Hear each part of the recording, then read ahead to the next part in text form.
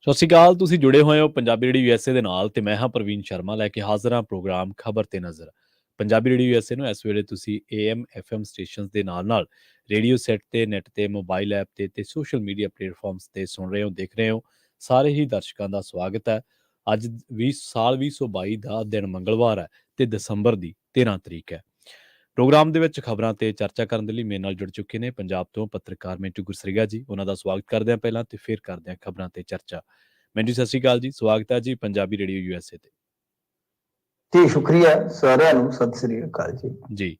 Programme ਦੇ ਵਿੱਚ ਅੱਗੇ ਵਧਣ ਤੋਂ ਪਹਿਲਾਂ ਧੰਨਵਾਦ ਕਰਦੇ ਚੱਲੀਏ ਸਪਾਂਸਰਸ ਦਾ, ਜਿਹੜੇ ਜ਼ਰੀਆ ਬਣਦੇ ਨੇ ਇਹਨਾਂ ਪ੍ਰੋਗਰਾਮਾਂ ਨੂੰ ਤੁਹਾਡੇ ਤੱਕ ਪਹੁੰਚਾਉਣ ਦੇ ਲਈ। ਖਾਲਸਾ ਇੰਸ਼ੋਰੈਂਸ ਏਜੰਸੀ ਵਾਲੇ ਪਿਛਲੇ ਕਈ ਦਹਾਕਿਆਂ ਤੋਂ ਇੰਸ਼ੋਰੈਂਸ ਦੇ ਵਿੱਚ ਸ਼ਾਨਦਾਰ ਸੇਵਾਵਾਂ ਦੇਣ ਦੇ ਲਈ ਜਾਣੇ ਜਾਂਦੇ ਨੇ। ਕਵਰਡ ਕੈਲੀਫੋਰਨੀਆ ਤੇ ਓਬਾਮਾ ਹੈਲਥ ਕੇਅਰ ਬਾਬਤ ਤੁਸੀਂ ਇਹਨਾਂ ਦੇ ਨਾਲ ਗੱਲਬਾਤ ਕਰ ਸਕਦੇ ਹੋ। ਪੂਰੇ ਅਮਰੀਕਾ ਭਰ ਦੇ ਵਿੱਚ ਇਹ ਸੇਵਾਵਾਂ ਦਿੰਦੇ ਨੇ। ਗੱਲਬਾਤ ਕਰਨ ਦੇ ਲਈ ਨੰਬਰ ਨੋਟ ਕਰ ਲਓ 408 272 2500। ਟਰਕੀਆਨਾ ਇਮੀਗ੍ਰੇਸ਼ਨ ਲਾ ਫਰਮ ਵਾਲੇ, ਜੇ ਟਰਕੀਆਨਾ ਇਮੀਗ੍ਰੇਸ਼ਨ ਬਾਬਤ ਤੁਹਾਡਾ ਕੋਈ ਸਵਾਲ ਹੈ, ਕੋਈ ਸਲਾਹ ਕਰਨੀ ਹੈ ਤਾਂ ਅਟਾਰਨੀ ਟਰਕੀਆਨਾ ਦੇ ਨਾਲ ਤੁਸੀਂ 415 909 0503 ਤੇ ਗੱਲ ਕਰ ਸਕਦੇ ਹੋ। G K Dhanota Yuba City, Baljinder Singh Nijjar Woodland, Paramjit Kaur Rangi Vacaville, Harnek Singh Pabla Indian ਕੰਜ਼ੀਰ ਐਂਟਨ, ਸਰਬਜੀਤ ਸਿੰਘ ਸ਼ੋਕਰ ਟਰਲਕ, GN ਲਿਊ ਵਾਲੇ ਟਰੱਕ ਵਾਸ਼ ਕਰਦੇ ਨੇ, ਆਇਲ ਚੇਂਜ ਕਰਦੇ ਨੇ, ਏਅਰ ਬ੍ਰੇਕਾਂ ਦਾ ਕੰਮ ਤਸੱਲੀ ਬਖਸ਼ ਕਰਵਾ ਸਕਦੇ ਹੋ। ਨਵੇਂ ਪੁਰਾਣੇ ਟਾਇਰ ਵੀ ਇਹਨਾਂ ਤੋਂ ਮਿਲਦੇ ਨੇ। ਸੈਂਤਾ ਨੇਲਾ ਦੀ ਲੋਕੇਸ਼ਨ ਹੈ, ਨਿੰਮਾ ਸੋਤਾ ਦੇ ਨਾਲ ਗੱਲ ਕੀਤੀ ਜਾ ਸਕਦੀ ਹੈ 209 277 0113 ਤੇ। ਜੱਸੀ ਗਿੱਲ ਬੇਕਰਸਫੀਲਡ ਤੋਂ ਤੇ ਬੂਟਾ ਸਿੰਘ ਰਾਣੀਪੁਰ ਫਰੈਜ਼ਨੋ ਤੋਂ। ਇਹਨਾਂ ਸਾਰੇ ਹੀ ਸਪਾਂਸਰਸ ਦਾ ਬਹੁਤ ਬਹੁਤ ਧੰਨਵਾਦ। ਤੇ ਜੇਕਰ ਤੁਸੀਂ ਵੀ ਇਹਨਾਂ ਪ੍ਰੋਗਰਾਮਾਂ ਨੂੰ ਸਪਾਂਸਰ ਕਰਨਾ ਚਾਹੁੰਦੇ ਹੋ ਤਾਂ ਸਟੂਡੀਓ ਦਾ ਨੰਬਰ ਹੈ 408 272 5200। ਖਬਰਾਂ ਦੇ ਵੱਲ ਆਈਏ ਮਿੰਟੂ ਜੀ, ਤੇ ਸ਼ੁਰੂਆਤ ਕਰੀਏ ਹਰਿਆਣਾ ਦੀ ਧਾਰਮਿਕ ਸਿਆਸਤ ਤੋਂ। ਬਲਜੀਤ ਸਿੰਘ ਦਾਦੂਵਾਲ ਨੇ ਹਰਿਆਣਾ ਸ਼੍ਰੋਮਣੀ ਗੁਰਦੁਆਰਾ ਪ੍ਰਬੰਧਕ ਕਮੇਟੀ ਦੇ ਪ੍ਰਧਾਨ ਵਜੋਂ ਅਸਤੀਫਾ ਦੇ ਦਿੱਤਾ ਜੀ। ਜੀ ਬਿਲਕੁਲ, ਇਹ ਵੱਡੀ ਖਬਰ ਆ। ਹਰਿਆਣਾ 'ਚ ਪੰਥਕ ਰਾਜਨੀਤੀ ਦੀ ਗੱਲ ਕਰੀਏ ਤਾਂ ਕਿਉਂਕਿ ਕਾਫੀ ਲੰਮੇ ਸਮੇਂ ਤੋਂ ਤੁਹਾਨੂੰ ਪਤਾ ਹੀ ਹੈ ਨਾ ਕਿ ਉੱਥੇ ਖਿੱਚਤਾਨ ਚੱਲ ਰਹੀ ਸੀ ਜੀ। ਤਾਂ ਬਲਜੀਤ ਸਿੰਘ ਦਾਦੂਵਾਲ ਜੀ ਤੇ ਜਿਹੜੇ ਜਗਦੀਸ਼ ਸਿੰਘ ਝਿੰਡਾ, ਇਹਨਾਂ ਦੀ ਆਪਸ ਦੇ ਵਿੱਚ ਪਹਿਲੋਂ ਤੇ ਬਣੀ ਬੜੀ, ਫਿਰ ਮੁੜ ਕੇ ਵਿਗੜੀ ਬੜੀ। ਜਿਵੇਂ ਆ ਗਾਣਾ ਨਾ, ਵਿਗੜ ਗਈ ਏ ਥੋੜੇ ਦਿਨਾਂ ਤੋਂ, ਇਹਨਾਂ ਦੀ ਵਾਹਵਾ ਦਿਨਾਂ ਤੋਂ ਵਿਗੜੀ ਪਈ ਸੀਗੀ। ਇੱਥੋਂ ਤੱਕ ਕਿ ਆਡੀਓ ਵਾਇਰਲ ਕਰ ਦਿੱਤੀਆਂ, ਰਿਕਾਰਡਿੰਗਾਂ ਕਰਕੇ ਇੱਕ ਦੂਜੇ ਦੀਆਂ। ਕਿਸੇ ਡਿਬੇਟ ਦੇ ਵਿੱਚ ਮੈਂ ਇਹਨਾਂ ਦੋਨਾਂ ਨੂੰ ਸਾਹਮਣੇ ਦੇਖਿਆ ਸੀ ਇੱਕ ਦੂਜੇ ਦੇ, ਤਾਂ ਮਤਲਬ ਕਿ ਉਹਦੇ ਵਿੱਚ ਵੀ ਬਹੁਤ ਤੂੰ ਮੈਂ, ਮਤਲਬ ਕਿ ਜਿੱਦਾਂ ਕਹਿ ਲਈਏ ਨਾ ਕਿ ਫਿਰ ਪੂਰਾ 36 ਦਾ ਅੰਕੜਾ। ਤਾਂ ਉਸ ਤੋਂ ਬਾਅਦ ਇਹ ਮਾਮਲਾ ਜਿਹੜਾ ਇਸ ਤਰ੍ਹਾਂ ਪੱਕ ਗਿਆ ਸੀਗਾ ਕਿ ਲੱਗਦਾ ਸੀ ਕਿ ਕੁਝ ਸੇਵਾ ਵਾਸਤੇ ਜ਼ਿਆਦਾ ਹੀ ਉਤਾਵਲੇ ਹੋ ਰਿਹਾ ਕਿ ਮੈਨੂੰ ਸੇਵਾ ਦਿਓ, ਮੈਨੂੰ ਸੇਵਾ ਦਿਓ। ਜਿਵੇਂ ਇੱਧਰ ਕੁਝ ਸਿਆਸਤਦਾਨ ਵੀ ਸੇਵਾ ਵਾਸਤੇ ਬੜੇ ਉਤਾਵਲੇ ਹੁੰਦੇ ਨੇ। ਤਾਂ ਖੈਰ ਇਹ ਮਾਮਲਾ ਮਤਲਬ ਕਿ ਇਹਨਾਂ ਵਾਸਤੇ ਜਿੰਨਾ ਖੁਸ਼ੀ ਵਾਲਾ ਸੀ, ਉਸ ਤੋਂ ਜ਼ਿਆਦਾ ਜੇ ਆਪਾਂ ਦੇਖੀਏ ਤਾਂ ਉੱਥੋਂ ਦੀ ਰਾਜਨੀਤੀ ਦੇ ਪੱਖ ਤੋਂ, ਪੰਥਕ ਰਾਜਨੀਤੀ ਦੀ ਮੈਂ ਗੱਲ ਕਰ ਰਿਹਾ, ਕਿ ਇਹ ਇਸ ਗੱਲੋਂ ਕਿ ਮੈਂ ਪ੍ਰਧਾਨ ਬਣ ਜਾ ਨਮੋਸ਼ੀਜਨਕ ਵੀ ਸੀਗਾ। ਤਾਂ ਅਖੀਰ ਝਿੰਡਾ ਸਾਹਿਬ ਦਾ ਗਰੁੱਪ, ਕਦੇ ਉਹ ਇਕੱਠੇ ਹੋ ਜਾਂਦੇ ਸੀ, ਕਦੇ ਇਹ ਇਕੱਠੇ ਹੋ ਜਾਂਦੇ ਸੀ। ਵੈਸੇ ਤੇ ਜੇ ਤੁਸੀਂ ਦੇਖੋਗੇ ਤਾਂ ਝਿੰਡਾ ਨੇ ਦਾਦੂਵਾਲ ਨੂੰ ਹਟਾ ਦਿੱਤਾ ਸੀਗਾ ਪਹਿਲਾਂ ਹੀ, ਮੈਂਬਰ ਆਪਣੇ ਪਾਲੇ ਦੇ ਵਿੱਚ ਕਰਕੇ।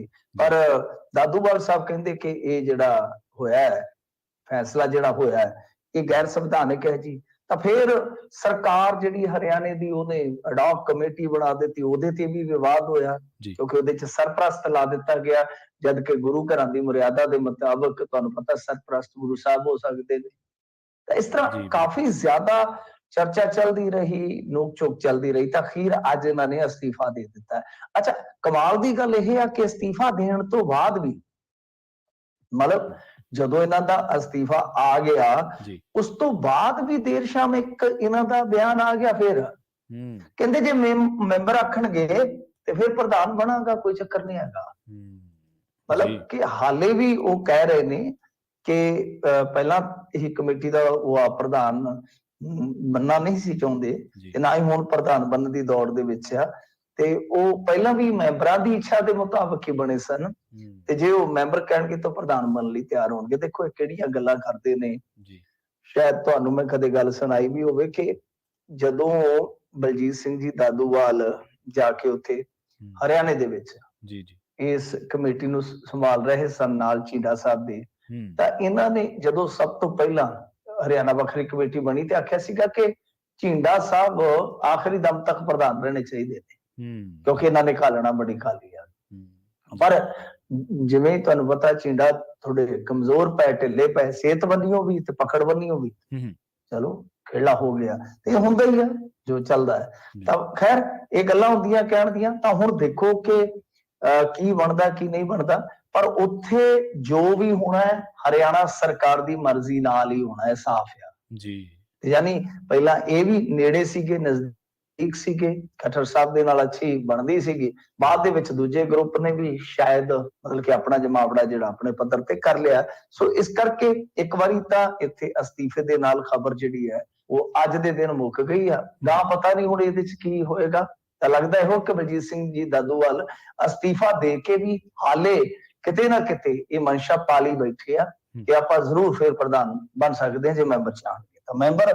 ਉਹ ਫਿਰ ਮੈਂ ਜਿਵੇਂ ਕਿਹਾ ਕਿ ਕਦੇ ਕਿਸੇ ਦੇ ਪਾਲੇ ਚ ਜ਼ਿਆਦਾ ਆ ਜਾਂਦੇ, ਕਦੇ ਕਿਸੇ ਦੇ ਪਾਲੇ ਚ ਜ਼ਿਆਦਾ ਆ ਜਾਂਦੇ। ਜੀ, ਅਗਲੀ ਖਬਰ ਦੇ ਵੱਲ ਵਧੀਏ ਮਿੰਟੂ ਜੀ, ਤੇ ਗੱਲ ਕਰੀਏ ਖਾਲਸਾ ਵਹੀਰ ਦੀ। ਖਾਲਸਾ ਵਹੀਰ ਦੇ ਵਿੱਚ ਸ਼ਾਮਲ ਜਿਹੜੇ ਨੌਜਵਾਨ ਹੈ, ਇਹਨਾਂ ਵੱਲੋਂ ਜਲੰਧਰ ਦੇ ਵਿੱਚ ਕੁਰਸੀਆਂ ਸਾੜੀਆਂ ਗਈਆਂ ਸੀ ਤੇ ਉਹ ਵਿਵਾਦ ਭਖ ਗਿਆ ਜੀ। ਹਾਂਜੀ ਦੇਖੋ, ਉਸ ਤੋਂ ਪਹਿਲਾਂ ਵੀ ਇੱਕ ਸ਼ਾਇਦ ਗੁਰੂ ਘਰ ਦੇ ਵਿੱਚ ਹੋਈਆਂ ਸੀ, ਕੁਰਸੀਆਂ ਬਾਹਰ ਹੋਈਆਂ, ਫਿਰ ਕਪੂਰਥਲਾ ਸ਼ਾਇਦ। ਉਸ ਤੋਂ ਬਾਅਦ ਤਾਂ ਇਹ ਮਾਮਲਾ ਜਿਹੜਾ ਜ਼ਿਆਦਾ ਤੂਲ ਫੜ ਗਿਆ। ਅੱਜ ਦੇ ਦਿਨ 'ਚ ਤੁਸੀਂ ਦੇਖੋਗੇ ਤਾਂ ਬਹੁਤ ਜ਼ਿਆਦਾ ਇਸ ਮਾਮਲੇ ਨੇ ਤੂਲ ਫੜਿਆ। ਇੱਕ ਤੁਹਾਨੂੰ ਪਤਾ ਇਹੋ ਜੀ ਖਬਰ ਫਿਰ ਜਿਹੜੇ ਕੁਝ ਖਾਸ ਮੀਡੀਆ ਹਾਊਸ ਨੇ ਉਹ ਚਲਾਉਂਦੇ ਵੀ ਬੜੀ ਜ਼ੋਰਦਾਰ ਤਰੀਕੇ ਦੇ ਨਾਲ ਆ। ਜੀ ਜੀ, ਉਹਨਾਂ ਦਾ ਇੱਕ ਆਪਣਾ ਬਿਰਤਾਂਤ ਸਿਰਜਣ ਦਾ ਕਲਾਤਮਕ ਪੱਖ ਆ ਕਿ ਬੜੀ ਕਲਾਬਾਜ਼ੀ ਮਾਰਦੇ ਨੇ ਇਸ ਮਾਮਲੇ ਦੇ ਵਿੱਚ। ਤਾਂ ਖੈਰ ਗੱਲ ਇਹ ਆ ਕਿ ਇਹ ਮਾਮਲਾ ਵਧਿਆ ਵੀ ਇਸ ਕਰਕੇ ਕਿਉਂਕਿ ਇੱਥੇ ਕੁਰਸੀਆਂ ਨੂੰ ਜਾਂ ਜਿਹੜਾ ਉੱਥੇ ਫਰਨੀਚਰ ਰੱਖਿਆ ਗਿਆ ਸੀ ਉਹਨੂੰ ਅੱਗ ਲਗਾ ਦਿੱਤੀ ਗਈ ਬਾਹਰ। ਤਾਂ ਇਸ ਗੱਲ ਤੋਂ ਆਮ ਬੰਦੇ ਵੀ ਜਿਹੜੇ ਉਹ ਖਫਾ ਨੇ ਕਿ ਅੱਗ ਨਹੀਂ ਲਾਉਣੀ ਚਾਹੀਦੀ ਇਹਨਾਂ ਚੀਜ਼ਾਂ ਨੂੰ। ਗੁਰੂ ਘਰ ਚੋਂ ਨਿਕਲੀਆਂ ਨੇ ਚੀਜ਼ਾਂ, ਹਾਲਾਂਕਿ ਪਵਿੱਤਰ ਵੀ ਕਿਹਾ ਗਿਆ ਅੰਮ੍ਰਿਤਪਾਲ ਸਿੰਘ ਹੋਰਾਂ ਵੱਲੋਂ ਕਿ ਇਹ ਅਪਵਿੱਤਰ ਹੋ ਜਾਂਦੀਆਂ ਨੇ ਚੀਜ਼ਾਂ, ਇਹਨਾਂ ਨੂੰ ਤੇ ਕੋਈ ਘਰੇ ਵੀ ਇੱਥੋਂ ਤੱਕ ਕਿ ਥਾਣੇ ਵੀ ਨਾ ਲੈ ਜਾਵੇ। ਇਹ ਤਾਂ ਬਹੁਤ ਮਾੜੀ ਗੱਲ ਆ। ਤਾਂ ਖੈਰ ਇਹ ਮਾਮਲਾ ਜਿਹੜਾ ਹੁਣ ਉਹ ਇੱਕ ਵੱਖਰਾ ਹੀ ਐਂਗਲ ਲੈ ਗਿਆ। ਵੱਖਰਾ ਐਂਗਲ ਇਹ ਆ ਕਿ ਇਹਦੇ ਵਿੱਚ ਕੁਝ ਪ੍ਰਚਾਰਕ ਰਣਜੀਤ ਸਿੰਘ ਢੱਡਰੀਆਂ ਵਾਲੇ ਉਹ ਵੀ ਆ ਗਏ। ਨਾਂ ਤਾਂ ਨਹੀਂ ਲਿਆ ਉਹਨਾਂ ਨੇ ਅੰਮ੍ਰਿਤਪਾਲ ਸਿੰਘ ਦਾ, ਪਰੰਤੂ ਜ਼ਿਕਰ ਜ਼ਰੂਰ ਕਰ ਦਿੱਤਾ ਸਿੱਧੇ ਰੂਪ ਦੇ ਵਿੱਚ ਕਿ ਇਹ ਕੋਈ ਬੇਅਦਬੀ ਨਹੀਂ ਹੁੰਦੀ। ਜੇ ਕਿਸੇ ਦੇ ਗੋਡੇ ਬਦਲੇ ਵੇ ਆ ਜਾਂ ਗੋਡੇ ਖਰਾਬ ਆ, ਜੇ ਕੋਈ ਬਹਿ ਜਾਂਦਾ ਹੈ ਤੇ ਉੱਥੇ ਕੋਈ ਬਾਣੀ ਸਰਵਣ ਕਰ ਲੈਂਦਾ ਤੇ ਇਹਦੇ ਨਾਲ ਕੋਈ ਬੇਅਦਬੀ ਨਹੀਂ। ਬੇਅਦਬੀ ਤੇ ਉਹ ਹੈ ਕਿ ਜੋ ਗੁਰੂ ਸਾਹਿਬ ਦੀ ਗੱਲ ਨਹੀਂ ਮੰਨੀ ਜਾਂਦੀ। ਤੇ ਇਸ ਤਰ੍ਹਾਂ ਉਹਨਾਂ ਨੇ ਵੀ ਇਸ ਮਾਮਲੇ 'ਚ ਆਪਣਾ ਵਿਚਾਰ ਪ੍ਰਗਟਾਇਆ। ਫਿਰ ਇਸ ਤੋਂ ਇਲਾਵਾ ਦਾਦੂਵਾਲ, ਉਹਨਾਂ ਦਾ ਜ਼ਿਕਰ ਹੁਣ ਚੱਲ ਹੀ ਰਿਹਾ ਹੈ, ਉਹਨਾਂ ਨੇ ਵੀ ਨਾਖੁਸ਼ੀ ਜ਼ਾਹਰ ਕੀਤੀ ਹੈ ਕਿ ਪ੍ਰੇਮ ਪਿਆਰ ਦੇ ਨਾਲ ਜੋ ਹੁਕਮਨਾਮਾ ਉਹਦੀ ਪਾਲਣਾ ਹੋਣੀ ਚਾਹੀਦੀ ਆ। ਇਸ ਤੋਂ ਇਲਾਵਾ ਕੁਝ ਇੰਟੈਲੈਕਚੁਅਲ ਨੇ ਜਿਹੜੀਆਂ ਬਹਿਸਾਂ ਜੋ ਹੋਈਆਂ ਨੇ ਉਹਦੇ ਵਿੱਚ ਉਹ ਆਪਣਾ ਪੱਖ ਰੱਖ ਰਹੇ ਨੇ ਕਿ ਦੇਖੋ ਸਿੱਖ ਧਰਮ ਹੈ ਜਿਹੜਾ ਬਹੁਤ ਮਾਡਰਨ ਧਰਮ ਆ ਤੇ ਬਹੁਤ ਪ੍ਰੋਗਰੈਸਿਵ ਧਰਮ ਆ। ਤੇ ਇਸ ਤਰ੍ਹਾਂ ਦੀਆਂ ਚੀਜ਼ਾਂ ਜਿਹੜੀਆਂ ਨੇ ਉਹ ਬਹੁਤ ਜ਼ਿਆਦਾ ਜਿਹੜੀ ਅੱਗੇ ਵਧਣ ਦੀ ਸਿੱਖ ਧਰਮ ਦੇ ਵਿੱਚ ਕਾਬਲੀਅਤ ਹੈ, ਜਾਂ ਇੱਕ ਤਰ੍ਹਾਂ ਨਾਲ ਕਹਿ ਲਓ ਕਿ ਪੋਟੈਂਸ਼ੀਅਲ ਜਿਹਨੂੰ ਆਪਾਂ ਕਹਿ ਦਿੰਦੇ ਹਾਂ ਕਿ ਉਹ ਹੈ। ਬਹੁਤ ਉਮੀਦ ਹੈ ਕਿ ਦੁਨੀਆ ਦੇ ਵਿੱਚ ਇਹ ਧਰਮ ਦਾ ਬਹੁਤ ਪਸਾਰ ਹੋਣ ਵਾਲਾ ਹੈ ਕਿ ਇਹ ਚੀਜ਼ਾਂ ਬਈ ਗਲਤ ਨੇ। ਤਾਂ ਇੱਕ ਪੱਖ ਇਹ ਆ। ਤਾਂ ਦੂਸਰੇ ਪਾਸੇ ਮੈਂ ਐਸਜੀਪੀਸੀ ਦੇ ਵੀ ਇੱਕ ਬੁਲਾਰੇ ਨੂੰ ਸੁਣ ਰਿਹਾ ਸੀ ਡਿਬੇਟ ਦੇ ਵਿੱਚ, ਉਹ ਗੱਲ ਗੋਲਮੋਲ ਜੀ ਕਿ ਨਹੀਂ ਜੀ ਨਹੀਂ ਏਦਾਂ ਨਹੀਂ ਹੋਣਾ ਚਾਹੀਦਾ, ਏਦਾਂ ਨਹੀਂ ਹੋਣਾ ਚਾਹੀਦਾ। ਪਰ ਜਦੋਂ ਇਹ ਸਵਾਲ ਕੀਤਾ ਜਾਂਦਾ ਕਿ ਜੇ ਕੋਈ ਵੀਲ ਚੇਅਰ ਤੇ ਆਇਆ ਤੇ ਵੀਲ ਚੇਅਰ ਤੋਂ ਉੱਠ ਨਹੀਂ ਸਕਦਾ, ਕੀ ਉਹ ਉੱਥੇ ਬੈਠ ਸਕਦਾ ਕਿ ਨਹੀਂ, ਤਾਂ ਫਿਰ ਉੱਥੇ ਉਹਨਾਂ ਨੂੰ ਗੱਲ ਨਹੀਂ ਆਉਂਦੀ। ਫਿਰ ਉਹੀ ਗੱਲਾਂ ਘੁਮਾ ਫਿਰਿਆ ਕੇ ਮਤਲਬ ਕਿ ਕੁਝ ਚੀਜ਼ਾਂ ਦੇ ਨਾਲ ਸਹਿਮਤੀ ਤੇ ਜਤਾਉਂਦੇ ਆ ਪਰ ਖੁੱਲ ਕੇ ਅੰਮ੍ਰਿਤਪਾਲ ਸਿੰਘ ਦੇ ਵਿਰੋਧ ਦੇ ਵਿੱਚ ਕੋਈ ਬੋਲ ਨਹੀਂ ਸਕਦੇ। ਤਾਂ ਇਹ ਉਹਨਾਂ ਦੀ ਮਜਬੂਰੀ ਲਾਚਾਰੀ ਵੀ ਨਜ਼ਰ ਆ ਰਹੀ ਆ। ਫਿਰ ਗੱਲ ਇਹ ਆ ਕਿ ਹੁਣ ਇਸ ਮਾਮਲੇ 'ਚ ਇੱਕ ਜਿਹੜਾ ਸਾਰਾ ਪੱਖ ਉਹਨਾਂ ਦੀ ਕਮੇਟੀ ਦਾ ਵੀ ਨਿਕਲਿਆ। ਇਹ ਤਾਂ ਚਲੋ ਖਾਲਸਾ ਵਹੀਰ ਵਾਲੇ ਤੇ ਕਹਿ ਰਹੇ ਨੇ ਨਾ ਕਿ ਬਈ ਇਹ ਚੀਜ਼ਾਂ ਜਿਹੜੀਆਂ ਗੁਰੂ ਸਾਹਿਬ ਦੇ ਬਰੋਬਰ ਕੋਈ ਤਖਤ ਨਹੀਂ ਲੱਗ ਸਕਦਾ ਜਾਂ ਕੋਈ ਇਸ ਤਰ੍ਹਾਂ ਦਾ ਕੋਈ ਵੀ ਪ੍ਰਬੰਧ ਨਹੀਂ ਕੀਤਾ ਜਾ ਸਕਦਾ। ਤਾਂ ਜਿਹੜੀ ਕਮੇਟੀ ਆ ਉਹਦੇ ਵਿੱਚੋਂ ਵੀ ਪ੍ਰਬੰਧਕ ਜਿਹੜੇ ਆ ਉਹ ਅੱਗੇ ਆਏ ਨੇ, ਖਾਸ ਤੌਰ ਤੇ ਜਿਹੜੇ ਉੱਥੋਂ ਦੇ ਹੈਡ ਗ੍ਰੰਥੀ ਆ ਗੁਰਦੁਆਰਾ ਜਿਹੜਾ ਮੋਡਰੇਟਰ, ਤਾਂ ਉਹਨਾਂ ਨੇ ਟੈਲੀਵਿਜ਼ਨ ਤੇ ਆ ਕੇ ਗੱਲ ਕਹੀ ਆ ਕਿ ਵੇਖੋ ਅਸੀਂ ਪਹਿਲਾਂ ਹੀ ਮਾਨ ਸਤਿਕਾਰ ਜੋ ਗੁਰੂ ਸਾਹਿਬ ਦਾ ਹੁੰਦਾ ਹੈ, ਜੋ ਆਦਰ ਅਦਬ ਕੀਤਾ ਜਾਂਦਾ ਹੈ, ਤਾਂ ਅਸੀਂ ਪਹਿਲਾਂ ਹੀ ਬਹਾਲ ਰੱਖਿਆ ਹੋਇਆ ਸੀਗਾ ਕਿ ਸਾਡੀ ਜਿਹੜੀ ਉਹ ਜਗ੍ਹਾ ਸੀਗੀ ਜਿੱਥੇ ਚੀਜ਼ਾਂ ਲੱਗੀਆਂ, ਅਸੀਂ ਪਹਿਲਾਂ ਹੀ 2.5 ਫੁੱਟ ਉਹ ਥੱਲੇ ਬਣਾਈਆਂ ਹੋਈਆਂ ਸਨ ਅੱਛਾ, ਠੀਕ ਹੈ। ਮਤਲਬ ਹਾਂਜੀ, ਡੂੰਘਾਈ 'ਚ ਜਿਵੇਂ ਸਮਝ ਗਏ ਨਾ ਤੁਸੀਂ ਕਿ ਗੁਰੂ ਸਾਹਿਬ ਦਾ ਜਿੱਥੇ ਸਰੂਪ ਸੁਸ਼ੋਭਿਤ ਹੈ, ਉਸ ਹਾਂਜੀ, ਤੋਂ ਕਹਿੰਦੇ ਕਿ ਥੱਲੇ ਅਸੀਂ ਬਣਾਈਆਂ ਤਾਂ ਕਿ ਉਚਾਈ ਨਾ ਵਧੇ। ਜੀ। ਉਹਨਾਂ ਦਾ ਪੱਖ ਇਹ ਆ। ਉਹ ਕਹਿੰਦੇ ਨੇ ਕਿ ਮੱਥਾ ਟੇਕਣ ਆਏ ਨੇ, ਅਚਾਨਕ ਹੀ ਇਹ ਸਾਰਾ ਕੁਝ ਹੋ ਗਿਆ ਵਾ। ਤੇ ਬਾਅਦ ਦੇ ਵਿੱਚ ਇਹ ਵੀ ਕਿਹਾ ਗਿਆ ਕਿ ਅਮਰਤਪਾਲ ਸਿੰਘ ਹੋਰਾਂ ਨੇ ਤੇ ਗੱਲ ਆਖੀ ਸੀ ਕਿ ਕੁਰਸੀਆਂ ਬਾਹਰ ਕੱਢ ਦਿੱਤੀਆਂ ਜਾਣ, ਅੱਗ ਲਾਉਣ ਬਾਰੇ ਨਹੀਂ ਕਿਹਾ। ਜੀ। ਹੁਣ ਜਿਹੜਾ ਵਿਵਾਦ ਆ ਉਹ ਇਹੋ ਆ ਕਿ ਉਹ ਕਮੇਟੀ ਜਿਹੜੀ ਆ ਉੱਥੋਂ ਦੀ ਲੋਕਲ ਕਮੇਟੀ ਆ, ਕਿਉਂਕਿ ਮਾਡਲ ਟਾਊਨ ਗੁਰਦੁਆਰੇ ਦੇ ਵਿੱਚ ਬਹੁਤ ਸੰਗਤ ਆਉਂਦੀ ਹੈ, ਉਹ ਸਭ ਨੂੰ ਪਤਾ ਹੋਏਗਾ, ਜਲੰਧਰ ਦਾ ਜਿਹੜਾ ਵੀ ਕੋਈ ਹਾਂਜੀ, ਵਸਨੀਕ ਆ। ਜੀ, ਜੀ। ਤਾਂ ਉੱਥੇ ਕੀ ਆ ਕਿ ਜਿਹੜੀ ਸੰਗਤ ਆਉਂਦੀ ਆ, ਖਾਸ ਤੌਰ ਤੇ ਬਜ਼ੁਰਗ ਸੰਗਤ, ਉਹ ਵੀ ਇਸ ਚੀਜ਼ ਦੇ ਨਾਲ ਇਤਫਾਕ ਨਹੀਂ ਰੱਖ ਰਹੀ। ਕਹਿੰਦੇ ਕਿ ਅਸੀਂ ਇੱਥੇ ਬੈਠਦੇ ਹਾਂ। ਇੱਕ ਚੀਜ਼ ਜਿਹੜੀ ਹੈ ਨਾ, ਉਹ ਮਤਲਬ ਕਿ ਸੰਗਤ ਦੇ ਵਿੱਚੋਂ ਜਾਂ ਹੈਡ ਗ੍ਰੰਥੀ ਸਾਹਿਬ ਵੱਲ ਉਹ ਇੱਕ ਗੱਲ ਜ਼ਰੂਰ ਨਿਕਲ ਕੇ ਆਈ ਹੈ, ਜਿਹੜੀ ਕਿ ਖਾਲਸਾ ਵਹੀਰ ਵਾਲਿਆਂ ਦੀ ਦਲੀਲ ਦੇ ਨਾਲ ਮੇਲ ਖਾਂਦੀ ਆ। ਉਹ ਕਹਿੰਦੇ ਆ ਕਿ ਕਈ ਵਾਰ ਰਿਸ਼ਟ ਪੁਸ਼ਟ ਆਦਮੀ ਬਹਿ ਜਾਂਦੇ ਨੇ ਆ ਕੇ, ਜਿਹੜੀ ਗੱਲ ਦਾ ਇਤਰਾਜ਼ ਦੂਜੇ ਵੀ ਜਤਾਉਂਦੇ ਨੇ। ਉਹ ਕਹਿੰਦੇ ਕਿ ਬਹਿ ਜਾਂਦੇ ਨੇ, ਪਰੰਤੂ ਫਿਰ ਸਾਨੂੰ ਬੇਨਤੀ ਕਰਨੀ ਪੈਂਦੀ ਹੈ ਤਾਂ ਅਸੀਂ ਖਾਲੀ ਕਰਵਾ ਦਿੰਦੇ। ਤਾਂ ਇਹ ਮਤਲਬ ਕਿ ਉਹਨਾਂ ਦੀ ਵੀ ਦਲੀਲ ਹੈ ਨਾ, ਦੂਸਰੀ ਧਿਰ ਦੀ ਵੀ। ਸਾਰਿਆਂ ਦੀਆਂ ਦਲੀਲਾਂ ਰੱਖਣੀਆਂ ਚਾਹੀਦੀਆਂ, ਸੁਣਨੀਆਂ ਚਾਹੀਦੀਆਂ। ਤਾਂ ਉਹ ਕਹਿੰਦੇ ਨੇ ਕਿ ਇਸ ਤਰ੍ਹਾਂ ਤਾਂ ਫਿਰ ਰਿਸ਼ਟ ਪੁਸ਼ਟ ਵੀ ਆ ਕੇ ਬਹਿ ਜਾਣਗੇ। ਕੌਣ ਰੋਕੇਗਾ? ਕੌਣ ਤੈਅ ਕਰੇਗਾ ਕਿ ਕੁਰਸੀ ਦੀ ਜ਼ਰੂਰਤ ਕਿਸ ਨੂੰ ਹੈ ਤੇ ਕਿਸ ਨੂੰ ਕੁਰਸੀ ਦੀ ਜ਼ਰੂਰਤ ਨਹੀਂ ਹੈ? ਇਹ ਵੀ ਇੱਕ ਸਵਾਲ ਕਹਿ ਲਓ ਕਿ ਬੜਾ ਅਹਿਮ ਹੋ ਜਾਂਦਾ ਇਸ ਮਾਮਲੇ 'ਚ। ਹੁਣ ਇਸ ਤੋਂ ਇਲਾਵਾ ਜੇ ਆਪਾਂ ਦੇਖੀਏ ਤਾਂ ਇਹ ਕਮੇਟੀ ਹੈ ਜਿਹੜੀ ਲੋਕਲ ਕਮੇਟੀ, ਉਹਨੇ ਮੀਟਿੰਗ ਵੀ ਸੱਦ ਲਈ ਆ, ਕਿਉਂਕਿ ਖਾਸ ਤੌਰ ਤੇ ਜਿਹੜੀ ਮੈਂ ਤੁਹਾਨੂੰ ਦੱਸਿਆ ਨਾ ਕਿ ਅੱਗ ਲੱਗਣ ਵਾਲੀ ਘਟਨਾ ਹੈ, ਲਾਅ ਐਂਡ ਆਰਡਰ ਦੇ ਨਾਲ ਵੀ ਜੁੜ ਜਾਂਦੀ ਹੈ, ਤੁਹਾਨੂੰ ਪਤਾ ਹੀ ਹੈ। ਲੋਕਲ ਪੱਧਰ ਤੇ ਉਹ ਗੱਲਾਂ ਫਿਰ ਹੋ ਜਾਂਦੀਆਂ ਨੇ ਸ਼ੁਰੂ। ਤਾਂ ਇਹਨਾਂ ਨੇ ਮਤਲਬ ਕਿ ਕਮੇਟੀ ਦੀ ਮੀਟਿੰਗ ਬੁਲਾ ਲਈਗਾ। ਹੋ ਸਕਦਾ ਉਹਦੇ ਵਿੱਚ ਕੋਈ ਅਗਲਾ ਸਟੈਪ ਚੱਕਣ, ਕੋਈ ਹੋਰ ਹੋ ਸਕਦਾ ਫੈਸਲਾ ਕਰਨ। ਤਾਂ ਮਤਲਬ ਕਿ ਕੁੱਲ ਮਿਲਾ ਕੇ ਆਪਾਂ ਕਹਿ ਸਕਦੇ ਹਾਂ, ਕਨਕਲੂਡ ਕਰੀਏ ਇਸ ਚੀਜ਼ ਨੂੰ ਕਿ ਦੋ ਰਾਏ ਨੇ। ਹੁਣ ਦੇਖੋ, ਇਹਦੇ ਤੇ ਹੁਕਮਨਾਮਾ ਵੀ ਜਾਰੀ ਹੋਇਆ, ਵੈਸੇ ਤੇ ਹੁਕਮਨਾਮਾ ਜਾਰੀ ਹੋ ਚੁੱਕਾ ਹੈ ਉਹਦੇ ਚ। ਪਰ ਪ੍ਰਵੀਨ ਜੀ, ਇਹ ਨਾਲ ਪ੍ਰਬੰਧ ਵੀ ਦੱਸਿਆ ਗਿਆ ਕਿ ਤੁਸੀਂ ਜਿਹੜੇ ਬਰਾਂਡੇ ਹੁੰਦੇ ਨੇ, ਕਿ ਬਰਾਂਡਿਆਂ ਦੇ ਵਿੱਚ ਕੁਰਸੀਆਂ ਲਾ ਲਓ, ਜਿਹੜੇ ਬਜ਼ੁਰਗ ਨੇ ਜਾਂ ਬਿਮਾਰ ਸ਼ੁਮਾਰ ਨੇ, ਢਿੱਲੇ ਮੱਠੇ ਨੇ, ਤੇ ਉੱਥੇ ਸਕਰੀਨਾਂ ਦਾ ਪ੍ਰਬੰਧ ਕਰ ਦਿਓ। ਇਹ ਵੀ ਗੱਲ ਠੀਕ ਆ, ਇਹ ਵੀ ਗੱਲ ਵਧੀਆ। ਪਰ ਇਸ ਰਸਤੇ ਵੱਲ ਤੁਰਿਆ ਨਹੀਂ ਜਾ ਰਿਹਾ। ਮਤਲਬ ਕਿ ਇੱਕ ਧਿਰ ਆ ਜਿਹੜੀ ਕੁਰਸੀਆਂ ਕੱਢ ਕੇ ਬਾਹਰ ਸੁੱਟਣਾ ਇਸ ਵੇਲੇ ਕਹ ਲਓ ਕਿ ਸ਼ੁਰੂ ਕਰ ਚੁੱਕੀ ਹੈ, ਤੇ ਦੂਸਰੀ ਧਿਰ ਆ ਜਿਹੜੀ ਉਹ ਸਿਰਫ ਵਿਰੋਧ ਕਰ ਰਹੀ ਹੈ। ਜੀ, ਉੱਥੇ ਆ ਗਈ ਗੱਲ। ਤਾਂ ਮਤਲਬ ਕਿ ਇਹਦਾ ਹੱਲ ਨਿਕਲਣਾ ਚਾਹੀਦਾ। ਗੁਰੂ ਮਰਿਆਦਾ ਅਨੁਸਾਰ ਜੋ ਵੀ ਮਰਿਆਦਾ ਹੈ, ਪੰਥ ਪ੍ਰਵਾਨਿਤ ਮਰਿਆਦਾ ਹੈ, ਉਹਦੀ ਰੌਸ਼ਨੀ ਦੇ ਵਿੱਚ, ਉਹਦੇ ਪ੍ਰਕਾਸ਼ ਦੇ ਵਿੱਚ ਫੈਸਲਾ ਕਰਨਾ ਚਾਹੀਦਾ। ਫੈਸਲਾ ਕਿਸਨੇ ਕਰਨਾ ਹੈ? ਹੁਣ ਮੈਂ ਜਿਵੇਂ ਕਿਹਾ ਕਿ ਐਸਜੀਪੀਸੀ ਦਾ ਰਵੱਈਆ ਵੀ ਕੁਝ ਮਾਮਲਿਆਂ 'ਚ ਬੜਾ ਅਜੀਬੋ ਗਰੀਬ ਜਿਹਾ, ਔਰ ਅਕਾਲ ਤਖਤ ਸਾਹਿਬ ਦੇ ਜਥੇਦਾਰ ਗਿਆਨੀ ਹਰਪ੍ਰੀਤ ਸਿੰਘ ਜੀ, ਉਹ ਦੂਸਰੇ ਮਾਮਲਿਆਂ ਤੇ ਤਾਂ ਬਹੁਤ ਬਿਆਨ ਦੇ ਦਿੰਦੇ ਨੇ ਹਥਿਆਰਾਂ ਬਾਰੇ ਜਾਂ ਕੁਝ ਹੋਰ, ਪਰੰਤੂ ਇਹੋ ਜਿਹੇ ਨਿਸ਼ਾਨੇਬਾਜ਼ੀ ਸਿੱਖੋ, ਇਹ ਕਰੋ, ਉਹ ਸਾਰੀਆਂ ਚੀਜ਼ਾਂ। ਪਰ ਇਹੋ ਜਿਹੇ ਅਹਿਮ ਮੁੱਦੇ ਜਿੱਥੇ ਕਿਤੇ ਨਾ ਕਿਤੇ ਕਹਿ ਲਓ ਕਿ ਰਾਏ ਵੰਡੀ ਜਾ ਰਹੀ ਆ, ਪਹਿਲਾਂ ਹੀ ਵੰਡੀਆਂ ਬਹੁਤ ਨੇ, ਉਹਦੇ 'ਚ ਇੱਕ ਕੱਲ ਨੂੰ ਕਿਤੇ ਕੋਈ ਟਕਰਾਅ ਨਾ ਹੋ ਜਾਵੇ। ਤੇ ਟਕਰਾਅ ਦਾ ਤਾਂ ਮੌਕਾ ਭਾਲਦੇ ਪਏ ਨੇ ਕੁਝ ਲੋਕ, ਤੇ ਇਹ ਮੌਕਾ ਭਾਲਦੇ ਪਏ ਨੇ ਕਿ ਇੱਥੇ ਕੋਈ ਟਕਰਾਅ ਹੋਵੇ ਸਹੀ। ਤਾਂ ਇਸ ਕਰਕੇ ਜਿਹੜੇ ਇੰਤਜ਼ਾਰ ਕਰ ਰਹੇ ਨੇ, ਉਧਰ ਵੀ ਥੋੜਾ ਧਿਆਨ ਦੇਣ ਦੀ ਜ਼ਰੂਰਤ ਹੈ ਕਿ ਇਹ ਤੁਸੀਂ ਆਓ ਅੱਗੇ, ਜੋ ਵੀ ਪ੍ਰਬੰਧ ਹੈਗੇ ਆ, ਹਾਂ, ਜਿਹੜੇ ਬਿਮਾਰ ਲੋਕ ਨੇ, ਲਾਚਾਰ ਲੋਕ ਨੇ, ਤੇ ਉਹਨਾਂ ਵਾਸਤੇ ਵੀ ਪ੍ਰਬੰਧ ਹੋ ਜਾਵੇ। ਤੇ ਜਿਹੜੀ ਮਰਿਆਦਾ ਉਹ ਬਹਾਲ ਰਹਿਣੀ ਚਾਹੀਦੀ ਹੈ। ਇਹ ਇਸ ਗੱਲ ਦਾ ਤਾਂ ਦੇਖੋ, ਆਪਾਂ ਕੋਈ ਧਾਰਮਿਕ ਪੁਰਸ਼ ਨਹੀਂ ਹੈਗੇ, ਆਪਾਂ ਕੋਈ ਸਿੱਖ ਮਾਮਲਿਆਂ ਦੇ ਕੋਈ ਮਾਹਰ ਨਹੀਂ ਪ੍ਰਵੀਨ ਜੀ, ਪਰ ਮਰਿਆਦਾ ਬਹੁਤ ਜ਼ਰੂਰੀ ਹੁੰਦੀ ਹੈ ਕਿਸੇ ਵੀ ਧਰਮ ਵਾਸਤੇ। ਮਰਿਆਦਾ ਟੁੱਟੇਗੀ ਤਾਂ ਮਰਿਆਦਾ ਉਹਦਾ ਮਤਲਬ ਕਿ ਅਨੁਸ਼ਾਸਨ, ਤੇ ਅਨੁਸ਼ਾਸਨ ਹੀ ਟੁੱਟ ਗਿਆ ਤਾਂ ਫਿਰ ਤਾਂ ਬਹੁਤ ਔਖਾ ਹੋ ਜਾਂਦਾ ਕਿਸੇ ਵੀ ਧਰਮ ਵਾਸਤੇ। ਪਰ ਅੱਜ ਦੇ ਜ਼ਮਾਨੇ ਦੇ ਵਿੱਚ ਮੁਸ਼ਕਲਾਂ ਵੀ ਇੱਕ ਵੱਖਰੀ ਕਿਸਮ ਦੀਆਂ ਨੇ। ਆ ਤੁਸੀਂ ਦੇਖੋ, ਅੱਜ ਤੋਂ ਜੇ 60 ਸਾਲ ਪਿੱਛੇ ਦੇਖੋਗੇ ਤਾਂ ਸਰੀਰਕ ਸਮੱਸਿਆਵਾਂ ਇੰਨੀਆਂ ਨਹੀਂ ਸਨ। ਇਹ ਵੀ ਦੇਖਣਾ ਪਏਗਾ। ਇਹਦਾ ਹੱਲ ਸਿਆਣੇ ਬੰਦਿਆਂ ਨੂੰ ਕੱਢਣ ਦੀ ਲੋੜ ਆ, ਜਿਹੜੇ ਸੂਝਵਾਨ ਸਿੱਖ ਸਕਾਲਰ ਆ, ਉਹਨਾਂ ਨੂੰ ਕੱਢਣ ਦੀ ਜ਼ਰੂਰਤ ਹੈ। ਖਾਸ ਤੌਰ ਤੇ ਅਕਾਲ ਤਖਤ ਸਾਹਿਬ ਤੇ ਇਕੱਤਰਤਾ ਸੱਦ ਕੇ ਇਹਨਾਂ ਚੀਜ਼ਾਂ ਦਾ ਹੱਲ ਕੀਤਾ ਜਾ ਸਕਦਾ। ਤਾਂ ਕੋਈ ਵੱਡੀਆਂ ਚੀਜ਼ਾਂ ਨਹੀਂ ਹੈਗੀਆਂ। ਹਾਂ, ਜਿਹੜੀ ਹੁਣ ਗੱਲ ਇਹ ਆ ਕਿ ਟੋਆ ਖੱਡ ਕੇ ਥੱਲੇ ਬਹਿ ਜਾਓ, ਇਹ ਚੀਜ਼ਾਂ ਪੋਸੀਬਲ ਨਹੀਂ। ਇਹ ਕਹਿਣ ਵਾਲੀਆਂ ਗੱਲਾਂ, ਹਾਸੇ ਦੀਆਂ ਗੱਲਾਂ ਨੇ। ਇਹਨਾਂ ਚੀਜ਼ਾਂ ਤੇ ਕੋਈ ਉਹ ਬਹਿਸ ਚੱਲ ਵੀ ਨਹੀਂ ਸਕਦੀ ਔਰ ਹੋ ਵੀ ਨਹੀਂ ਰਹੀ। ਬਸ ਇਹੀ ਹੈ ਕਿ ਜਿਹੜੀ ਮਰਿਆਦਾ ਉਹ ਆਪਣੀ ਥਾਂ ਤੇ ਬਹਾਲ ਰਵੇ, ਪਰ ਆ ਜਿਹੜਾ ਤਰੀਕਾ ਹੈ, ਇਹ ਵੀ ਤਰੀਕਾਕਾਰੀ ਵੀ ਜਿਹੜੀ ਉਹ ਵੇਖਣ ਦੀ ਜ਼ਰੂਰਤ ਆ। ਸੋ ਇਸ ਕਰਕੇ ਇਹੀ ਹੈ ਕਿ ਕੋਈ ਵੱਡਾ ਕੱਲ ਨੂੰ ਕੋਈ ਮਾਮਲਾ ਨਾ ਹੋ ਜਾਵੇ। ਜ਼ਰੂਰਤ ਹੈ ਕਿ ਵੇਲੇ ਸਿਰ ਇਹਨਾਂ ਨੂੰ ਜਿਹੜੇ ਖਾਸ ਤੌਰ ਤੇ ਜ਼ਿੰਮੇਵਾਰ ਨੇ, ਸਿੱਖ ਧਰਮ ਦੇ ਰਹਿਨੁਮਾ ਨੇ, ਜਿਹੜੇ ਰਹਿਨੁਮਾਈ ਕਰਦੇ ਨੇ, ਉਹਨਾਂ ਨੂੰ ਅੱਗੇ ਆਉਣਾ ਚਾਹੀਦਾ। ਕਿਉਂ ਨਹੀਂ ਆ ਰਹੇ, ਇੱਕ ਬੜਾ ਵੱਡਾ ਸਵਾਲ ਹੈ ਜੀ। ਮਿੰਟੂ ਜੀ, ਅੱਗੇ ਗੱਲ ਕਰੀਏ ਆਪਾਂ ਗਾਇਬ ਹੋਏ ਪਾਵਨ ਸਰੂਪਾਂ ਦੇ ਮਾਮਲੇ ਦੇ ਵਿੱਚ। ਹੁਣ ਐਸਜੀਪੀਸੀ ਨੇ ਵੀ ਐਕਸ਼ਨ ਕੀਤਾ ਜੀ ਕੋਈ?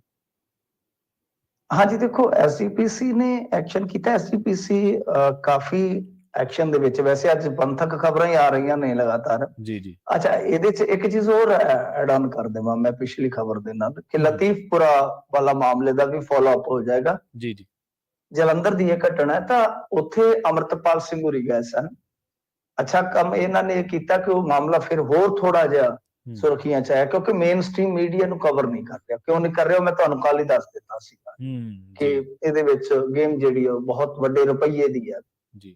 ਤੋਂ ਜਦੋਂ ਉੱਥੇ ਜਾ ਕੇ ਮੁੱਦਾ ਉੱਠਿਆ ਤਾਂ ਹੋਇਆ ਕੀ ਹੈ ਕਿ ਖਾਲਸਾ ਏਡ ਵਾਲੇ ਸ਼ਾਇਦ ਉਹਨਾਂ ਦੇ ਸੰਸਥਾ ਨੇ ਰਾਤੋਂ ਰਾਤ ਉਹਨਾਂ ਵਾਸਤੇ ਅੱਛੇ ਟੈਂਟਾਂ ਦਾ ਇੰਤਜ਼ਾਮ ਕਰ ਦਿੱਤਾ। ਜਿਹੜੀ ਚੰਗੀ ਖਬਰ ਆਪਾਂ ਕਹਿ ਸਕਦੇ ਹਾਂ ਕਿ ਇਸ ਦਰਮਿਆਨ ਜਦੋਂ ਠੰਡ ਬਹੁਤ ਹੈ ਤਾਂ ਉਹ ਟੈਂਟਾਂ ਦਾ ਪ੍ਰਬੰਧ ਕਰ ਲਿਆ, ਥੱਲੇ ਗੱਦੇ ਵਿਛਾ ਦਿੱਤੇ ਗਏ ਨੇ, ਹਾਲੇ ਲੋਕ ਉੱਥੇ ਹੀ ਬੈਠੇ ਨੇ। ਇਹ ਚੰਗਾ ਹੋਇਆ ਕਿ ਚਲੋ ਇਹਨਾਂ ਦੇ ਜਾਣ ਦੇ ਨਾਲ ਅਪੀਲ ਕੀਤੀ ਇਹਨਾਂ ਨੇ ਸਿੱਖ ਸੰਸਥਾਵਾਂ ਨੂੰ ਕਿ ਅੱਗੇ ਆਓ ਵੀ ਇਮਦਾਦ ਵਾਸਤੇ, ਤੇ ਇਦਾਂ ਹੋਇਆ ਜੀ।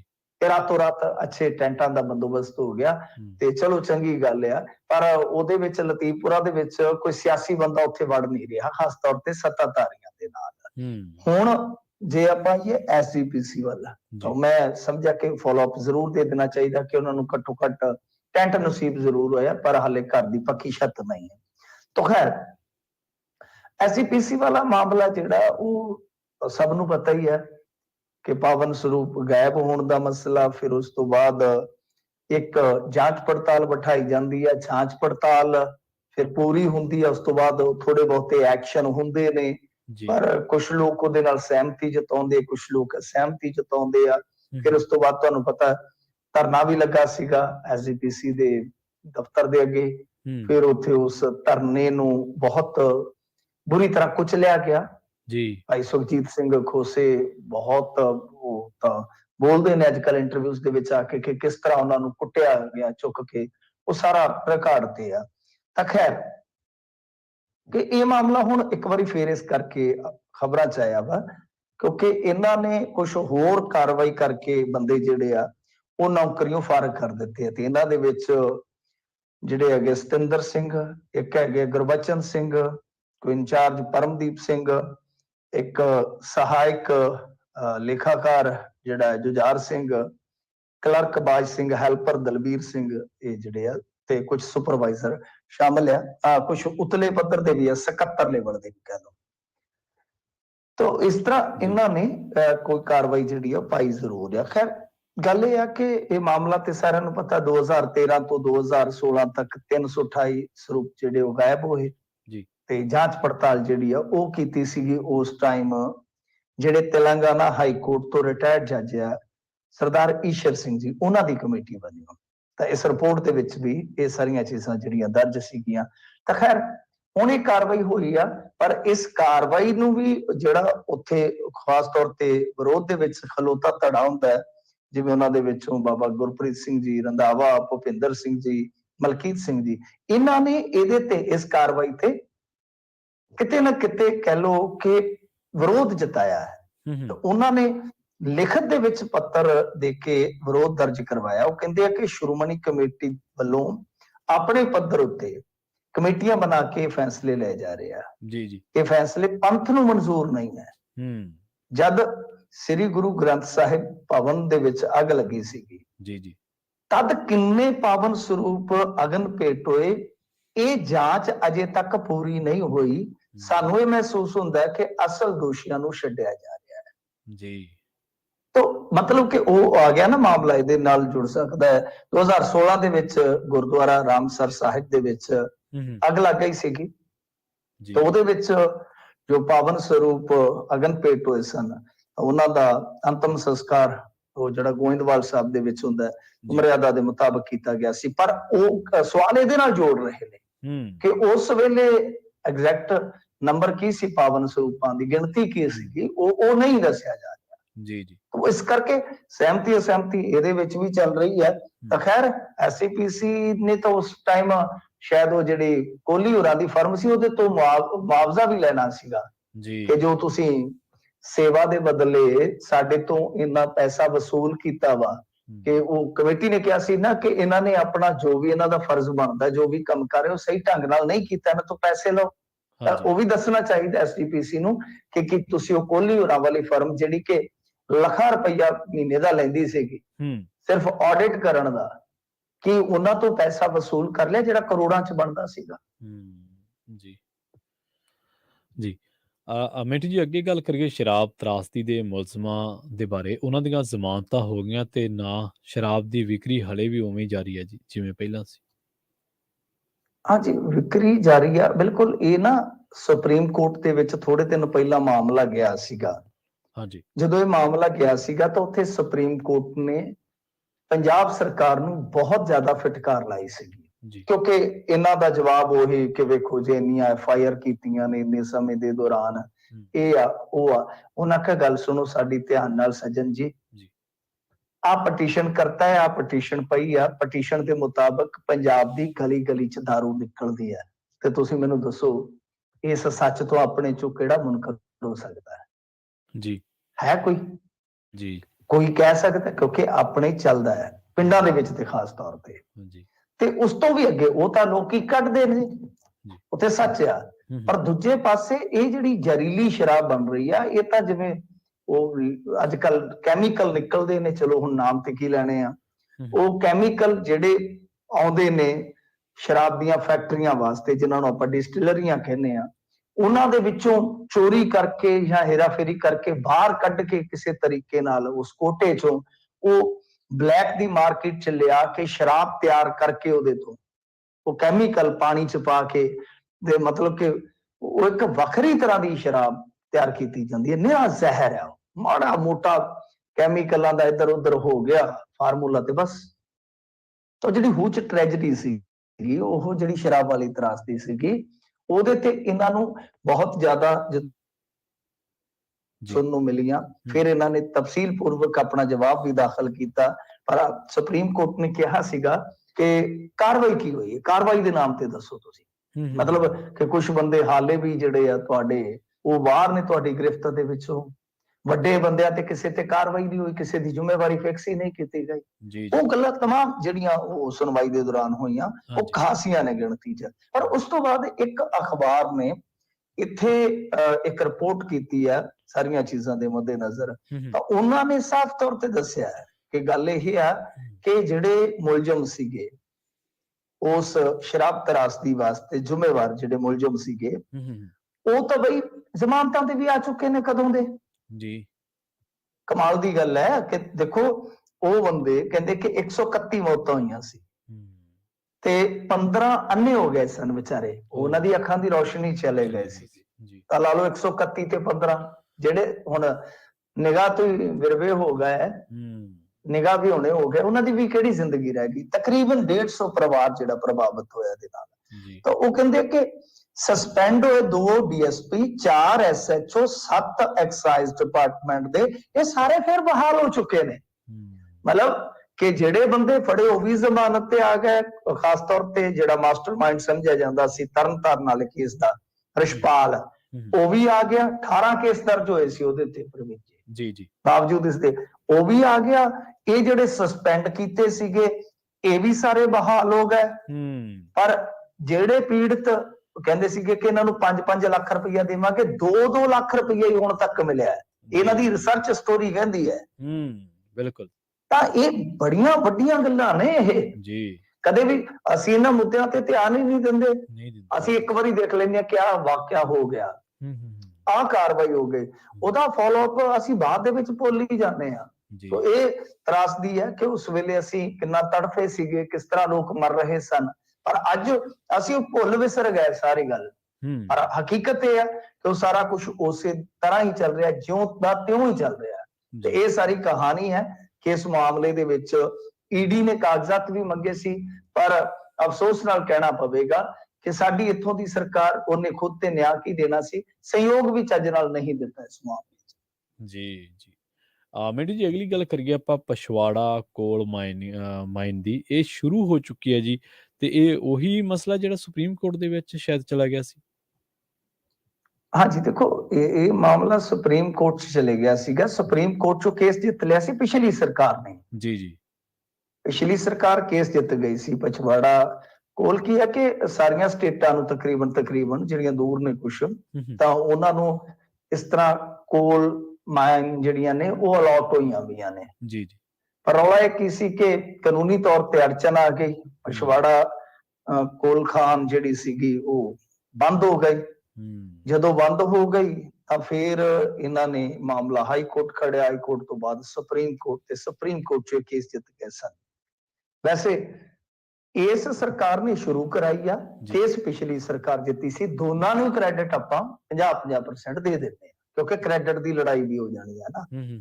ਹੁਣ ਹੋਇਆ ਕੀ ਹੈ ਕਿ ਪਹਿਲਾ ਰੈਕ ਜਿਹੜਾ ਰਵਾਨਾ ਹੋ ਗਿਆ। ਇਹਦੇ ਨਾਲ ਆਪਾਂ ਨੂੰ ਇੱਕ ਸਵਾਲ ਹੋਏਗਾ ਕਿ ਬਈ ਇਹਦੇ ਨਾਲ ਫਾਇਦਾ ਕੀ ਆ? ਤਾਂ ਫਾਇਦਾ ਟੋਟਲ 600 ਕਰੋੜ ਰੁਪਏ ਦਾ ਸਾਲਾਨਾ ਹੋਣ ਜਾ ਰਿਹਾ ਪੰਜਾਬ ਨੂੰ। ਬਹੁਤ ਵੱਡਾ ਫਾਇਦਾ ਹੈ ਕਿ ਇਹਨਾਂ ਦੀ ਆਪਣੀ ਜਿਹੜੀ ਕੋਲ ਖਾਨ ਆ ਉਹਦੇ ਵਿੱਚੋਂ ਇੱਕ ਕੋਲਾ ਕੱਢਣਗੇ, ਤੇ ਜਿਹੜੀ ਇਹਦੀ ਮਤਲਬ ਕਿ ਉੱਥੋਂ ਕੋਲੇ ਦੀ ਨਿਕਾਸੀ ਹੋਏਗੀ ਸਾਲਾਨਾ 10 ਲੱਖ ਮੀਟ੍ਰਿਕ ਟਨ ਦੀ। ਜੀ, ਜੀ। तो मतलब कि सालाना जानकारी मुताबिक पंजाब ਨੂੰ ਸਾਲਾਨਾ 10 ਲੱਖ ਮੀਟ੍ਰਿਕ ਟਨ ਕੋਲੇ ਦੀ ਲੋੜ ਹੈ। ਪਛਵਾੜਾ ਕੋਲ ਖਾਨ 'ਚ ਸਾਲਾਨਾ 70 ਲੱਖ ਟਨ ਕੋਲਾ ਕੱਢਿਆ ਜਾ ਸਕਦਾ। ਮਤਲਬ ਕਿ ਸਾਡੀ ਲੋੜ ਤੋਂ ਵੀ ਬਹੁਤ ਹੈ। ਜੀ, ਜੀ। ਤਾਂ ਇਹਦੇ ਨਾਲ ਸਾਨੂੰ ਇੱਕ ਖਾਸ ਬਚਤ ਹੋਏਗੀ। ਤਾਂ ਖੈਰ ਚੰਗੀ ਗੱਲ ਹੈ। ਐਤਕੀ ਵੈਸੇ ਇੱਕ ਇਹਨਾਂ ਨੂੰ ਝਟਕਾ ਵੀ ਦਿੱਤਾ ਕਿ ਕੁਛ ਕੋਲਾ ਜਿਹੜਾ ਹੈ, ਦੂਸਰਾ ਕੋਲਾ, ਉਹ ਬਈ ਸਮੁੰਦਰੀ ਮਾਰਗ ਰਾਹੀਂ ਮੰਗਾਓ। ਜੀ। ਤਾਂ ਉਹਦੇ 'ਚ ਭਗਵੰਤ ਮਾਨ ਪਹਿਲਾਂ ਹੀ ਇਤਰਾਜ਼ ਜਤਾ ਚੁੱਕੇ ਨੇ ਕਿ ਸਾਨੂੰ ਇਹ ਬਹੁਤ ਮਹਿੰਗਾ ਪਏਗਾ, ਔਰ ਇਹਦੇ ਨਾਲ ਕੀ ਹੈ ਕਿ ਸਾਡੀ ਵਾਟ ਜਿਹੜੀ ਆ, ਸਾਡਾ ਜਿਹੜਾ ਸਫ਼ਰ ਆ, ਉਹ ਤਕਰੀਬਨ ਲਾ ਲਓ ਕੋਈ 500-700 ਕਿਲੋਮੀਟਰ ਹੋਰ ਵਧੇਗਾ, ਉਹਦਾ ਐਕਸਟਰਾ ਸਾਨੂੰ ਖਰਚ ਪਏਗਾ। ਤੇ ਜੇ ਮੰਨ ਲਓ ਉਹ ਨਹੀਂ ਮੰਨਦੇ ਤਾਂ ਫਿਰ ਗੱਲ ਤਾਂ ਉੱਥੇ ਦੀ ਉੱਥੇ ਰਹਿ ਜਾਏਗੀ ਨਾ। ਗੱਲ ਤਾਂ ਉੱਥੇ ਦੀ ਉੱਥੇ ਰਹਿ ਜਾਏਗੀ ਕਿ ਜਿਹੜੀ ਬਚਤ ਹੋਣੀ ਆ, ਫਿਰ ਅੱਗੋਂ ਉਹ ਸਫ਼ਰ ਵੱਧ ਗਿਆ ਤੇ ਖਰਚਾ ਉਹ ਵੀ ਪਵੇਗਾ ਸਾਨੂੰ, ਤਾਂ ਸਾਡੀ ਬਚਤ ਪ੍ਰਭਾਵਿਤ ਹੋਏਗੀ। ਖੈਰ ਵਧੀਆ ਗੱਲ ਹੈ। ਹੋ ਸਕਦਾ ਕਿ ਆਉਣ ਵਾਲੇ ਸਮੇਂ ਦੇ ਵਿੱਚ ਇਹ ਜਿਹੜੀ ਪਛਵਾੜਾ ਕੋਲ ਖਾਨ ਆ ਸਾਡੇ ਥਰਮਲਾਂ ਨੂੰ ਮਹਿੰਗਾਈ ਰੱਖੇ ਚੰਗੀ ਤਰ੍ਹਾਂ, ਤੇ ਆ ਜਿਹੜੀਆਂ ਗਰਮੀਆਂ ਨੇ ਉਹ ਕੱਟਾਂ ਤੋਂ ਬਗੈਰ ਹੀ ਚਲੇ ਜਾਣ। ਐਤਕੀ ਤੇ ਕੱਟਾਂ ਨੇ ਵੱਟ ਕੱਢੇ ਸੀ ਸ਼ੁਰੂ। ਬਿਲਕੁਲ ਜੀ। ਅਗਲੀ ਖਬਰ ਦੇ ਵੱਲ ਵਧੀਏ ਮਿੰਟੂ ਜੀ, ਤੇ ਜਾਂਦੇ ਗੱਲ ਕਰੀਏ ਬਿਜਲੀ ਵਾਲਿਆਂ ਦੀ, ਮਤਲਬ ਕਿ ਪਾਵਰਕਾਮ ਦੀ। ਤਰਸ ਦਾ ਆਧਾਰ ਨੌਕਰੀ ਮਾਮਲੇ ਦੇ ਵਿੱਚ ਪਾਵਰਕਾਮ ਨੇ ਨਵਾਂ ਫਰਮਾਨ ਜਾਰੀ ਕੀਤਾ ਜੀ ਕੋਈ?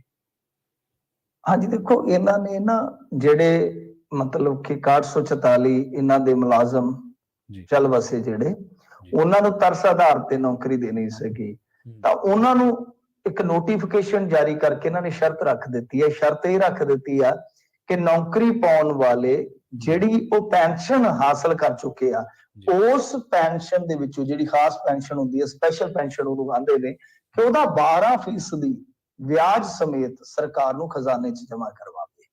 ਹਿਸਾਬ ਲਾ ਲਓ। ਉਹ ਕਹਿੰਦੇ ਪਰਿਵਾਰ ਕਿ ਅਸੀਂ ਤੇ ਪਹਿਲਾਂ ਹੀ ਉਜੜੇ ਪਏ ਆ, 10 ਤੋਂ 15 ਲੱਖ ਰੁਪਈਆ ਹੁਣ ਕਿੱਥੋਂ ਲਿਆ ਕੇ ਤੁਹਾਨੂੰ ਦਈਏ? ਜਦ ਕਿ ਜਦੋਂ ਤੁਸੀਂ ਪੈਨਸ਼ਨ ਲਾਈ ਉਦੋਂ ਕੋਈ ਸ਼ਰਤ ਨਹੀਂ ਸੀਗੀ ਤੁਹਾਡੀ। ਜਦੋਂ ਤੁਹਾਡੀ ਪੈਨਸ਼ਨ ਲਾਗੂ ਹੋਈ ਉਦੋਂ ਕੋਈ ਸ਼ਰਤ ਨਹੀਂ ਸੀ। ਹੁਣ ਤੁਸੀਂ ਇਹਨੂੰ ਇੱਕ ਸ਼ਰਤ ਦੇ ਤੌਰ ਤੇ ਰੱਖ ਰਹੇ ਹੋ ਜੀ। ਵੈਸੇ ਤਾਂ ਤੁਸੀਂ ਦੇਖੋਗੇ ਤਾਂ ਨਵੀਂ ਪੈਨਸ਼ਨ ਦਾ ਨੋਟੀਫਿਕੇਸ਼ਨ 2004 ਤੋਂ ਬਾਅਦ ਜਿਹੜਾ ਹੈ ਉਹ ਹੁੰਦਾ। ਪਾਵਰਕਾਮ ਦੇ ਵਿੱਚ ਤਰਸ ਦੇ ਆਧਾਰ ਤੇ ਇਹ ਨੌਕਰੀ ਪਾਉਣ ਵਾਲੇ ਜਿਹੜੇ ਇਛੁਕ ਨੇ, ਇਹ 6144 ਹੈ ਟੋਟਲ। ਤਾਂ ਗੱਲ ਇਹ ਹੈ ਕਿ ਉਹਨਾਂ ਨੂੰ ਇਹ ਕਹਿ ਦਿੱਤਾ ਗਿਆ ਕਿ ਪਹਿਲਾਂ ਪੈਸਾ ਦਿਓ ਜੀ। ਇਹ ਬੜੀ ਵੱਡੀ ਹੁਣ ਹੋ ਗਈ ਨਾ, ਉਹੀ ਮਾਮਲੇ ਤੇ ਟ੍ਰੈਜਡੀ ਹੋ ਗਈ ਇੱਕ ਤਰ੍ਹਾਂ ਨਾਲ, ਕਿ ਬਈ ਇਹ ਤਾਂ ਨਵੀਂ ਪੈਨਸ਼ਨ ਸਕੀਮ ਲਿਆ ਰਹੇ ਸੀਗੇ, ਤਾਂ ਉਹਦੇ ਵਿੱਚ ਕੀ ਹੈ ਕਿ ਜਿਹੜੇ ਇਸ ਤਰ੍ਹਾਂ ਦੇ ਕੇਸ ਆ ਉਹਨਾਂ ਨੂੰ ਵੀ ਰਗੜੀ ਜਾ ਰਿਹਾ। ਤਾਂ ਇਹ ਹੁਣ ਮਤਲਬ ਕਿ 2004 ਤੋਂ 2010 ਤੱਕ ਜਿਹੜੇ ਕਰਮਚਾਰੀਆਂ ਦੀ ਮੌਤ ਹੋਈ ਆ, ਉਹਨਾਂ ਦੇ ਵਾਰਸਾਂ ਨੂੰ ਤਰਸ ਦੇ ਆਧਾਰ ਤੇ ਨੌਕਰੀ ਹਜੇ ਤੱਕ ਨਹੀਂ ਸੀ ਮਿਲੀ। ਤਾਂ ਇਹੀ ਪੰਗਾ ਪੈ ਗਿਆ ਕਿ ਉਹ 4 ਤੋਂ ਬਾਅਦ ਫਿਰ ਨਵੀਂ ਪੈਨਸ਼ਨ ਸਕੀਮ, ਜਿਹਨੂੰ ਆਪਾਂ NPS ਕਹਿੰਦੇ ਆ, ਉਹ ਲਾਗੂ ਹੋ ਗਿਆ। ਵੈਸੇ ਤਾਂ ਤੁਸੀਂ ਦੇਖ ਹੀ ਲਿਆ ਹੋਣਾ ਕੱਲ ਕਿ ਕੇਂਦਰ ਸਰਕਾਰ ਨੇ ਤੇ ਨਾ ਹੀ ਕਰ ਦਿੱਤੀ। ਉਹਨਾਂ ਕਿਹਾ ਨਾ ਤਾਂ 올ਡ ਪੈਨਸ਼ਨ ਸਕੀਮ ਆਊਗੀ ਤੇ ਨਾ ਹੀ ਅਸੀਂ ਜਿਹੜਾ ਖਜ਼ਾਨੇ 'ਚ ਸਾਡੇ 'ਚ ਜਮਾ ਫੰਡ ਉਹ ਦੇਣਾ। ਖਾਸ ਤੌਰ ਤੇ ਜਿਹੜਾ ਪੈਨਸ਼ਨ ਸੇਵਾ ਵਾਲਾ ਫੰਡ ਆ, ਕਿ ਉਹਦੇ ਵਿੱਚ ਜਿਹੜਾ ਪੈਸਾ ਜਮਾ ਹੈ ਅਸੀਂ ਤੁਹਾਨੂੰ ਦੁੱਖੀ ਨਹੀਂ ਦੇਣਾ।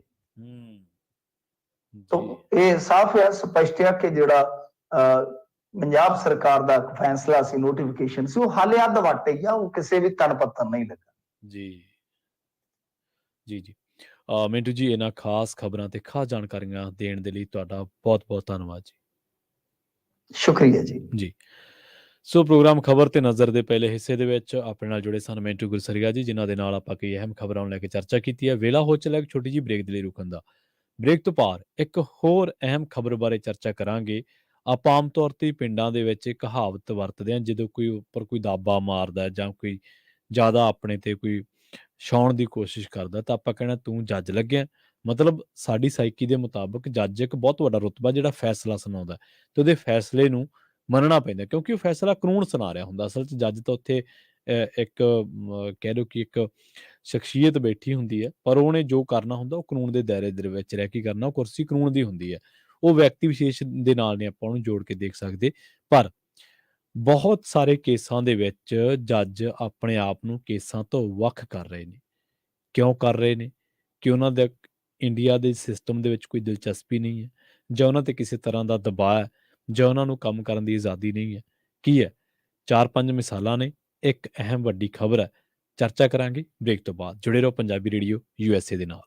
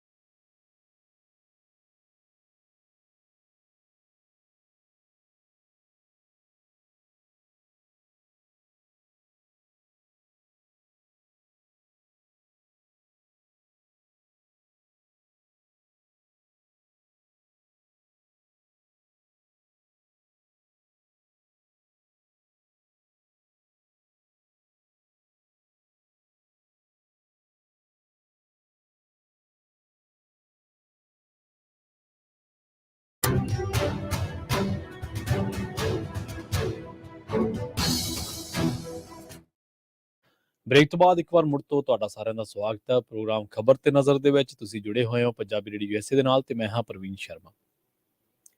ਖਬਰ ਇਹ ਆ ਰਹੀ ਹੈ ਜਿੱਥੋਂ ਜੱਜਾਂ ਦੀ ਗੱਲ ਚੱਲੀ ਸੀ ਕਿ ਸੁਪਰੀਮ ਕੋਰਟ ਦੀ ਜਸਟਿਸ ਬੇਲਾ ਐਮ ਤ੍ਰਿਵੇਦੀ ਨੇ ਬਿਲਕਿਸ ਬਾਨੋ ਵੱਲੋਂ ਉਸ ਦੇ ਸਮੂਹਿਕ ਬਲਾਤਕਾਰ ਮਾਮਲੇ ਦੇ 11 ਦੋਸ਼ੀਆਂ ਨੂੰ ਮੁਆਫ ਕਰਨ ਦੇ ਗੁਜਰਾਤ ਸਰਕਾਰ ਦੇ ਫੈਸਲੇ ਨੂੰ ਚੁਣੌਤੀ ਦੇਣ ਵਾਲੀ ਪਟੀਸ਼ਨ ਤੇ ਸੁਣਵਾਈ ਕਰਨ ਤੋਂ ਖੁਦ ਨੂੰ ਵੱਖ ਕਰ ਲਿਆ। ਜਸਟਿਸ ਅਜੇ ਰਸਤੋਗੀ ਤੇ ਜਸਟਿਸ ਬੇਲਾ ਐਮ ਤ੍ਰਿਵੇਦੀ ਦੇ ਬੈਂਚ ਨੇ ਜਿਵੇਂ ਹੀ ਮਾਮਲੇ ਦੀ ਸੁਣਵਾਈ ਸ਼ੁਰੂ ਕੀਤੀ ਤਾਂ ਜਸਟਿਸ ਰਸਤੋਗੀ ਨੇ ਕਿਹਾ ਕਿ ਉਹਨਾਂ ਦੀ ਸਾਥੀ ਜੱਜ ਇਸ ਮਾਮਲੇ ਦੀ ਸੁਣਵਾਈ ਨਹੀਂ ਕਰਨਾ ਚਾਹੁੰਦੀ। ਖੈਰ ਇਹ ਜੱਜਾਂ ਦੇ ਅਧਿਕਾਰ ਖੇਤਰ ਦੀ ਗੱਲ ਹੈ ਕਿ ਉਹ ਕਿਸੇ ਮਸਲੇ ਤੇ ਸੁਣਵਾਈ ਕਰਨਾ ਚਾਹੁੰਦੇ ਨੇ ਨਹੀਂ ਕਰਨਾ ਚਾਹੁੰਦੇ, ਪਰ ਇੱਕ ਬੀਬੀ ਜੱਜ ਹੋ ਕੇ ਤੇ ਉਹ ਇੱਕ ਔਰਤ ਨਾਲ ਹੋਈ ਵਧੀਕੀ ਦੇ ਮਾਮਲੇ ਨੂੰ ਸੁਣਨ ਤੋਂ ਇਨਕਾਰ ਕਰ ਦੇਵੇ ਤਾਂ ਬਹੁਤ ਸਾਰੇ ਸਵਾਲ ਖੜੇ ਹੋ ਜਾਂਦੇ ਨੇ। ਸੋ ਦੂਜੀ ਗੱਲ ਇਹ ਹੈ ਕਿ ਇਹ ਪਹਿਲੀ ਮਰਤਬਾ ਨਹੀਂ ਹੈ, ਪਹਿਲੀ ਦਫਾ ਨਹੀਂ ਹੈ, ਪਹਿਲੀ ਵਾਰ ਨਹੀਂ ਹੈ।